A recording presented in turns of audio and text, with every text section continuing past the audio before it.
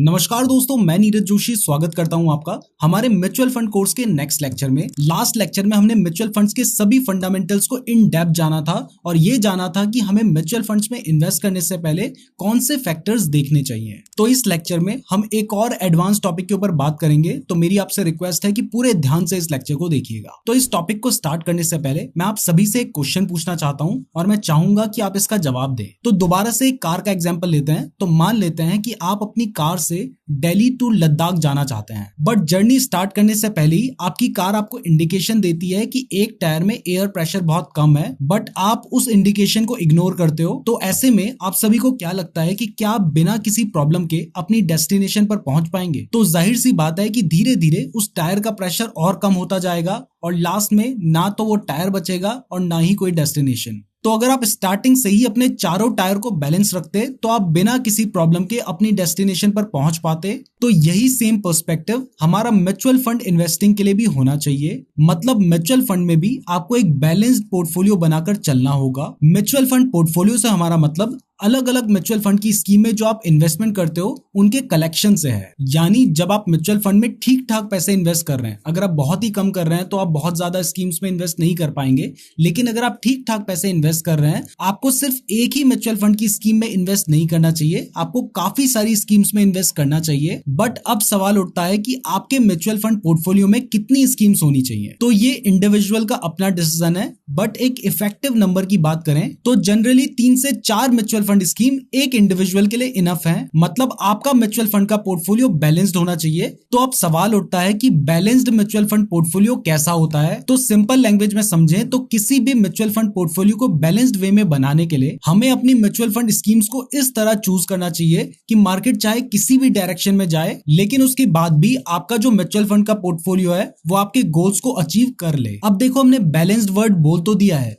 लेकिन ये हर इंडिविजुअल के लिए डिफरेंट है, क्योंकि किसी के लिए बैलेंस्ड वो हो सकता है जहां उसे ज्यादा रिटर्न्स मिले, भले ही फिर उसे ज्यादा रिस्क लेना पड़े, जबकि किसी दूसरे के लिए बैलेंस्ड वो हो सकता है जहां पर उसे ज्यादा रिटर्न्स ना भी मिले लेकिन उसकी कैपिटल सेफ रहे। तो इसी चीज को एनालाइज करने के लिए 3 ऐसे फैक्टर्स हैं जो कि आपको अपना पोर्टफोलियो बनाने से पहले देखने चाहिए और उसके बाद ही डिसाइड करना चाहिए कि आपके लिए बैलेंस पोर्टफोलियो क्या है। तो इसमें सबसे पहला फैक्टर है इन्वेस्टमेंट गोल, दूसरा है इन्वेस्टमेंट होराइजन और तीसरा है रिस्क एपेटाइट। सबसे पहले अगर इन्वेस्टमेंट गोल की बात करें तो हर इन्वेस्टमेंट के पीछे इन्वेस्टर का एक पर्पस होता है, जैसे कि अपनी वेल्थ को ग्रो करना जिससे वो फाइनेंशियली इंडिपेंडेंट बन सके, या फिर रिटायरमेंट के लिए इन्वेस्ट करना, घर खरीदने के लिए इन्वेस्ट करना, या फिर कोई सिंपली सेविंग अकाउंट या एफडी में पैसे रखने की बजाय म्यूचुअल फंड में इन्वेस्ट करके थोड़े ज्यादा रिटर्न्स अर्न करना चाहता है। तो आपका गोल कुछ भी हो सकता है। मतलब हर किसी का गोल डिफरेंट होता है। तो चाहे आपका गोल कुछ भी हो, लेकिन आपको वो अपना गोल या पर्पस पता होना चाहिए, तभी आप समझ पाएंगे कि एट द एंड आपको अपनी इन्वेस्टमेंट से क्या एक्सपेक्टेशन रखनी है। इसके बाद सेकंड है इन्वेस्टमेंट होराइजन। इन्वेस्टमेंट होराइजन से हमारा मतलब है कि कितने लंबे टाइम के लिए आपको वो इन्वेस्टमेंट करनी है, या फिर दूसरे तरीके से हम कह सकते हैं कि इन्वेस्टमेंट होराइजन वो टाइम है जिस टाइम पीरियड के बाद आपको अपने गोल को अचीव करना है। मतलब आपको 10 साल के बाद अगर घर खरीदना है तो 10 साल का जो टाइम पीरियड है वो आपका इन्वेस्टमेंट होराइजन है। अब ये जो इन्वेस्टमेंट होराइजन है इसको हम 3 कैटेगरी में डिवाइड कर सकते हैं। सबसे पहला है शॉर्ट टर्म, जिसमें आप 1 से 3 साल के लिए इन्वेस्ट करते हैं। दूसरा है मिड टर्म, जिसमें आप 3 से 7 साल के लिए इन्वेस्ट करते हैं। और तीसरा है लॉन्ग टर्म, जिसमें आप 7 से ज्यादा साल के लिए इन्वेस्ट करते हैं। बट एक एडिशनल फैक्टर है जो कि आपके इन्वेस्टमेंट होराइजन को डायरेक्टली अफेक्ट करता है, और वो है इंडिविजुअल की एज। क्योंकि जितनी कम किसी की एज होगी उतने लंबे टाइम तक के लिए वो इन्वेस्ट कर सकता है, तो उसका जो इन्वेस्टमेंट होराइजन है वो ज्यादा होगा। जैसे अगर कोई अपने 20s में है और वो रिटायरमेंट प्लानिंग कर रहा है तो उसके पास अभी 30 से 40 साल का वक्त है। वहीं अगर कोई अपने 50s में है और वो रिटायरमेंट प्लानिंग कर रहा है तो उसके पास ज्यादा से ज्यादा 10 साल का वक्त है। तो ऐसे में दोनों का पोर्टफोलियो सेम नहीं हो सकता है, चाहे दोनों के गोल सेम ही हो। इसलिए इन्वेस्टमेंट होराइजन किसी भी पोर्टफोलियो के लिए एक बहुत ही इंपॉर्टेंट फैक्टर बन जाता है। और थर्ड फैक्टर है रिस्क एपेटाइट। किसी भी टाइप के म्यूचुअल फंड को अपने पोर्टफोलियो में डालने से पहले आपको अपना रिस्क एपेटाइट जरूर देखना चाहिए। रिस्क एपेटाइट बेसिकली आपकी रिस्क टॉलरेंस है, मतलब आप कितना रिस्क ले सकते हो। मान लीजिए आपका म्यूचुअल फंड का 1 लाख का पोर्टफोलियो है और मार्केट गिरने की वजह से आपको अपने पोर्टफोलियो में 40% मतलब 40,000 का लॉस नजर आता है। तो क्या वो लॉस आप मेंटली एंड फाइनेंशियली अफोर्ड कर सकते हैं? अगर आपका जवाब हाँ है तो कॉन्ग्रेचुलेशंस, आपका रिस्क एपेटाइट हाई है। अब ये जो 40% है ये हमने आपको सिर्फ समझाने के लिए बोला था, क्योंकि रिस्क एपेटाइट सब्जेक्टिव होता है। किसी को अगर 10% का लॉस हो जाए तो वो भी उसके लिए हाई रिस्क हो सकता है, और कोई 30 से 40% भी इजिली बियर कर सकता है। But at the end risk appetite कहीं ना कहीं आपके गोल, एज, इन्वेस्टमेंट हॉराइजन और एक चीज जिस पर कोई ध्यान नहीं देता है वो है आपकी रिस्पॉन्सिबिलिटीज और लाइबिलिटीज पर डिपेंड करता है। क्योंकि अगर आपके ऊपर ज्यादा रिस्पॉन्सिबिलिटीज या ज्यादा लाइबिलिटीज होंगी तो आप हमेशा कोशिश करोगे कि आपका जो पैसा है वो सेफ रहे, फिर चाहे उसके लिए आपको थोड़े कम रिटर्न से मिले। अब जब आप इन तीनों इंपॉर्टेंट फैक्टर्स को देख लेते हैं तो उसके बाद एक और चीज जिसका आपको ध्यान रखना है वो है डाइवर्सिफिकेशन। मान लेते हैं आपके पास 1 लाख रुपए हैं और आपने उन पैसों से एक पोर्टफोलियो बनाया है जिसमें आपने 5 म्यूचुअल फंड की स्कीम को रखा है, जो कि बेसिकली 5 डिफरेंट एएमसी के निफ्टी 50 इंडेक्स फंड हैं। इंडेक्स फंड क्या होते हैं ये हम सभी सीख चुके हैं कि ये बेसिकली इंडाइसेस को कॉपी करते हैं। तो अब क्योंकि आपका overall portfolio Nifty 50 index fund से बना है, तो जैसे ही कभी निफ्टी डाउन ट्रेंड में मूव करेगा तो आपका ओवरऑल पोर्टफोलियो भी डाउन ट्रेंड में मूव करने लग जाएगा। जबकि इसकी जगह पर अगर आपने अपने पोर्टफोलियो को डाइवर्सिफाई कर रखा होता तो ऐसे में अगर निफ्टी 50 कभी डाउन ट्रेंड में जाता तो दूसरे टाइप के फंड्स आपके पोर्टफोलियो को बैलेंस कर लेते। जैसे हमने आपको बताया है कि जब भी इक्विटी मार्केट डाउन ट्रेंड में जाता है, मतलब शेयर मार्केट गिरता है, उस टाइम पर गोल्ड की प्राइसेस बढ़ती हैं। तो ऐसे में अगर आप अपना पोर्टफोलियो डाइवर्सिफाई करेंगे और अपने पोर्टफोलियो में गोल्ड या किसी और इंस्ट्रूमेंट को भी रखेंगे तो आपका ओवरऑल पोर्टफोलियो कभी भी इतने बड़े लॉस में नहीं जाएगा।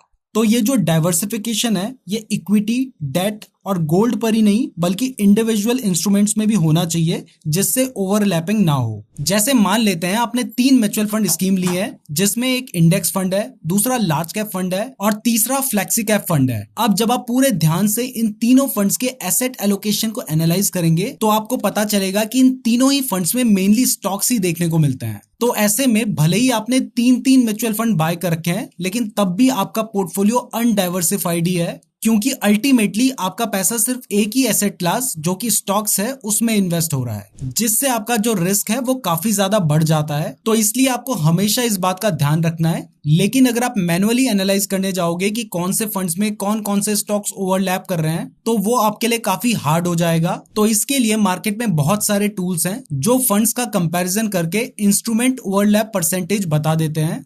जैसे ये एक टूल है जिसमें आप म्यूचुअल फंड की कैटेगरी सेलेक्ट करके उनका ओवरलैप परसेंटेज पता कर सकते हैं। तो आपको कौन से फैक्टर्स देखने चाहिए ये तो आपको समझ आ गया है। तो इन फैक्टर्स के बेसिस पर कौन कौन से टाइप के फंड्स आपके लिए फेवरेबल हैं, चलिए अब वो जानते हैं। तो हम सभी को पता है कि मार्केट में 5 टाइप के म्यूचुअल फंड्स अवेलेबल हैं, जिनके बारे में हम ऑलरेडी आपको बता चुके हैं। तो इन्हीं के बेसिस पर हम हमारा पोर्टफोलियो बिल्ड करेंगे। अब क्योंकि हर किसी की इनकम डिफरेंट है तो हम यहाँ पर 1 लाख का पोर्टफोलियो डिजाइन कर रहे हैं, बट मेनली हमारा फोकस अमाउंट पर नहीं परसेंटेज पर होगा कि किस टाइप के फंड में हम कितना इन्वेस्ट कर सकते हैं। लेकिन ये कोई हार्ड एंड फास्ट रूल नहीं है, आप इसे अपने हिसाब से चेंज कर सकते हैं। तो चलिए कुछ सिनेरियो लेते हैं, लेकिन उससे पहले 2nd लेक्चर से लेकर 6th लेक्चर तक हमने आपको जितने भी टाइप के फंड्स बताए थे वो सब फंड्स आपको अच्छे से पता होने चाहिए, तभी आपको समझ आएगा कि हमने इस पर्टिकुलर फंड को क्यों चूज किया है और आपको कोई कंफ्यूजन नहीं होगा। बट फिर भी अगर आपको कोई कंफ्यूजन है तो मैं आपको रिकमेंड करूंगा कि पहले जितने भी टाइप के म्यूचुअल फंड्स हमने अभी तक आपको बताए हैं उन सभी लेक्चर्स को अच्छे से रिवाइज कर लो, उसके बाद इसके आगे का लेक्चर देखो, ताकि आपको कोई कंफ्यूजन ना रहे कि हमने इस पर्टिकुलर म्यूचुअल फंड को क्यों चूज किया है। तो सबसे पहले सिनेरियो में हमारा जो इन्वेस्टमेंट अमाउंट है वो 1 लाख का है। हमारा गोल है अपनी वेल्थ को ग्रो करना, इन्वेस्टमेंट हॉराइजन लॉन्ग टर्म का है और रिस्क एपेटाइट बहुत हाई है। तो इस सिनेरियो में क्योंकि हमारा इन्वेस्टमेंट हॉराइजन बहुत लॉन्ग है और इसके साथ ही हमारा जो रिस्क एपेटाइट है वो भी बहुत हाई है, तो हमारे रिस्क के हिसाब से हम कोशिश करेंगे कि हमारा जो रिवॉर्ड मतलब हमें जो रिटर्न्स मिले वो ज्यादा से ज्यादा हो।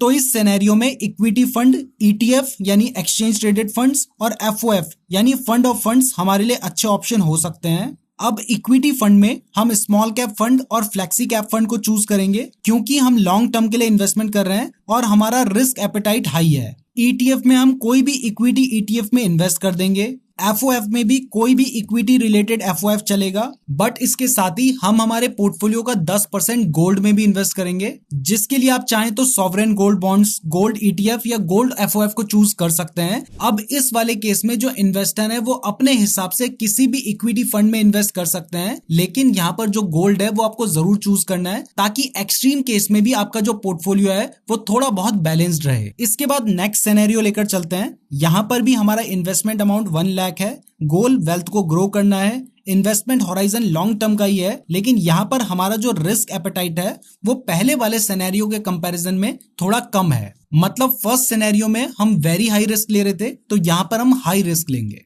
तो फर्स्ट सिनेरियो में हमारा जो म्यूचुअल फंड का आइडियल टाइप होगा वो होगा इक्विटी फंड, ईटीएफ, एफओएफ और गोल्ड, जिसमें 90% हम इक्विटी फंड, ईटीएफ या एफओएफ में इन्वेस्ट करेंगे और बचा हुआ 10% हम गोल्ड में इन्वेस्ट करेंगे। और इस सिनेरियो में हमारी जो आइडियल नंबर ऑफ स्कीम्स होंगी वो 4 से 6 होंगी।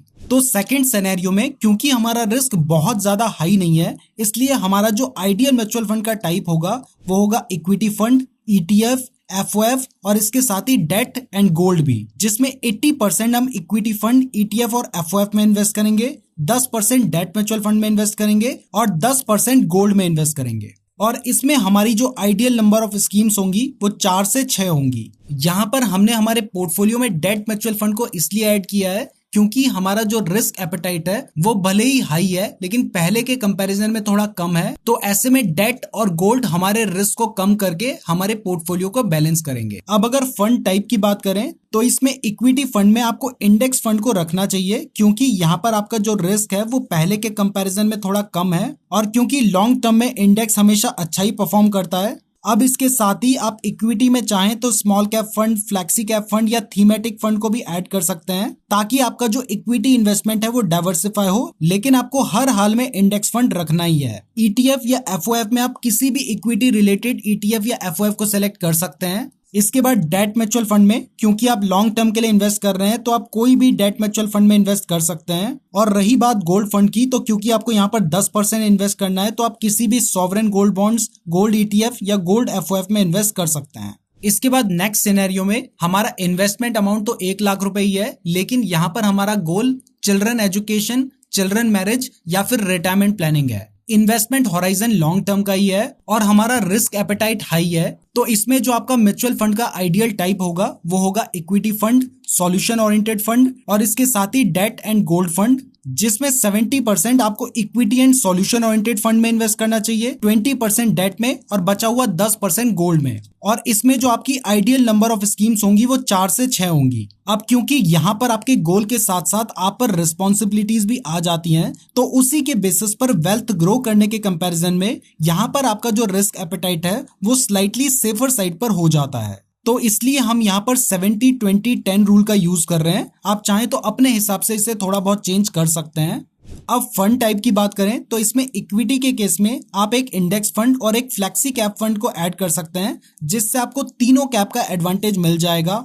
सॉल्यूशन ओरिएंटेड फंड में कोई भी इक्विटी से रिलेटेड सॉल्यूशन ओरिएंटेड फंड चलेगा। अब इसके बाद 20% आपने डेट म्यूचुअल फंड में इन्वेस्ट करना है, तो कोई भी डेट म्यूचुअल फंड को आप यहाँ पे कंसीडर कर सकते हैं। और बचा हुआ 10% आपको गोल्ड फंड में इन्वेस्ट करना है, तो आप किसी भी गोल्ड फंड को कंसीडर कर सकते हैं। अब अगर इसी सिनेरियो में आप मिड टर्म के लिए पोर्टफोलियो बनाना चाहते हैं तो सिंपली हम एसेट एलोकेशन की परसेंटेज को चेंज कर देंगे, जिससे इक्विटी में मिड टर्म की वॉलेटिलिटी का इफेक्ट हमारे पोर्टफोलियो में बहुत ज्यादा ना पड़े। तो यहाँ पर आप 50% इक्विटी और सॉल्यूशन ओरिएंटेड फंड में, बचा हुआ 30% डेट फंड में और 20% गोल्ड फंड में कर सकते हैं। या फिर अगर आपको और ज्यादा सेफ चलना है तो 40% इक्विटी और सॉल्यूशन ओरिएंटेड फंड में, 40% डेट म्यूचुअल फंड में और बचा हुआ 20% आप गोल्ड फंड में कर सकते हैं।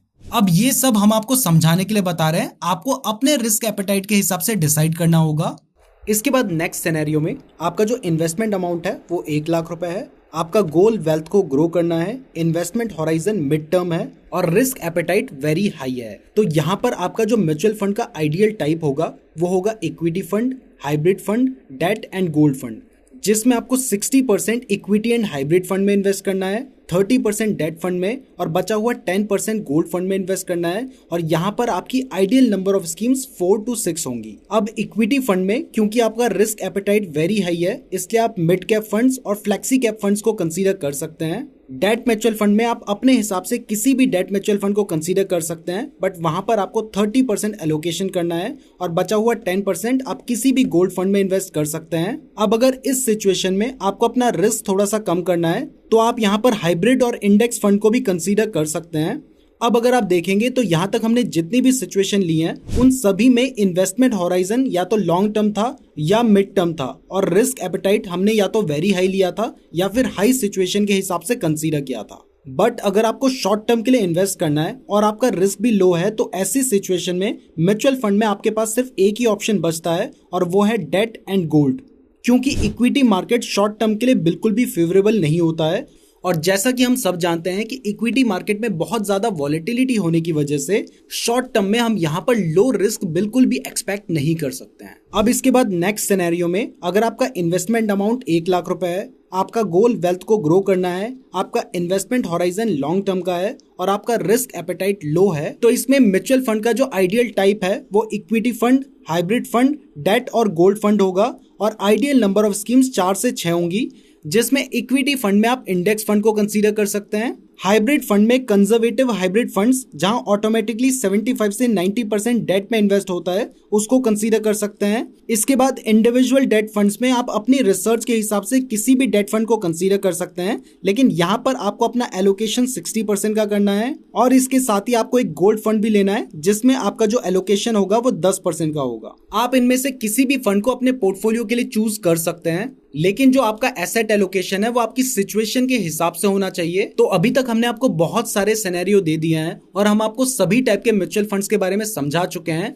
तो अब हम आपको प्रैक्टिस करने के लिए एक असाइनमेंट दे रहे हैं, जिस सिनेरियो में आपका जो इन्वेस्टमेंट अमाउंट है वो 1 लाख होगा, आपका जो गोल है वो वेल्थ को ग्रो करना है, आपका जो इन्वेस्टमेंट होराइजन है वो मिड टर्म है और आपका जो रिस्क एपेटाइट है वो लो है। तो इस सिचुएशन में कौन से आपके पास ऑप्शन हो सकते हैं और किस किस परसेंट में आप उन ऑप्शंस को एलोकेट करेंगे वो आप सभी को बताना है। सो इसी के साथ हमारा ये लेक्चर खत्म होता है। तो इन सभी एग्जांपल्स को समझने के बाद मुझे उम्मीद है कि आप अपनी सिचुएशन के हिसाब से बैलेंस पोर्टफोलियो बिल्ड कर पाएंगे। अब अभी तक हमने ये तो डिसाइड कर लिया है कि कौन सी टाइप की म्यूचुअल फंड स्कीम्स हमें हमारे पोर्टफोलियो में रखनी चाहिए, बट अगर एग्जाम्पल के लिए हम एक फ्लेक्सी कैप म्यूचुअल फंड की बात करें तो मार्केट में हमें 100 से भी ज्यादा फ्लेक्सी कैप म्यूचुअल फंड देखने को मिलते हैं। तो कैसे हम स्क्रीनर का यूज करके उन सभी फंड्स में से बेस्ट फंड को सेलेक्ट कर सकते हैं ये हम नेक्स्ट लेक्चर में जानेंगे। तो इस लेक्चर के लिए बस इतना ही, अब मिलते हैं नेक्स्ट लेक्चर में।